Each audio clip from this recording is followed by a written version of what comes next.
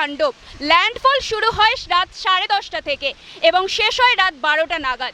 এর ফলে বিপর্যস্ত দক্ষিণবঙ্গের বিভিন্ন জেলা। এর প্রভাব পড়েছে কলকাতা এবং তার পার্শ্ববর্তী অঞ্চলে। বইছে ঝোড়ো হাওয়া, তার সাথে প্রবল বৃষ্টিপাত। আবহাওয়াবিদদের মতে এই রেমাল ধীরে ধীরে নিম্নচাপে পরিণত হতে চলেছে। এই রেমালের প্রভাবে কি কি ভোগান্তিতে ভুগতে হচ্ছে নিত্যযাত্রীদের দেখে নেব এক ঝলকে। ঘূর্ণিঝড় রেমালের প্রভাবে গতকাল বিকেল থেকেই বর্ষণ শুরু হয়, তবে গভীর রাতে প্রবল বর্ষণ এবং ঝড়ের দাপটে হাওড়ার বিভিন্ন এলাকায় লণ্ডভণ্ড হয়ে যায়। ভেঙে পড়ে গাছ, উপড়ে যায় বৈদ্যুতিক স্তম্ভ, বিভিন্ন জায়গায় গাছ পড়ে আটকে যায় রাস্তা। তবে সিএসসি কর্মীরা যুদ্ধকালীন তৎপরতায় প্রবল বর্ষণের মধ্যেই তারা বৈদ্যুতিক সংযোগ কাটে এবং বিপদমুক্ত করেন শহরবাসীকে।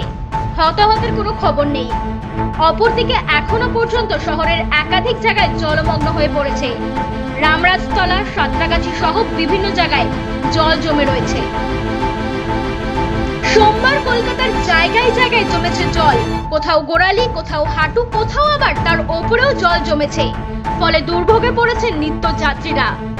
এই কারণে সকাল থেকে বিপর্যস্ত রেল পরিষেবা, তার উপর আবার ট্যাক্সি চালকদের দৌরাত্ম্য।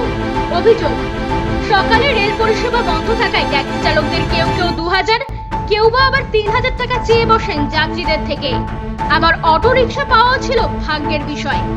অ্যাপ ক্যাবে বুক নিলেও তাও কিছুক্ষণ পরে বাতিল হয়ে যায় বলে অভিযোগ। সব মিলিয়ে সপ্তাহের প্রথম কাজের দিন দুর্ভোগ চরমে উঠল নিত্যযাত্রীদের।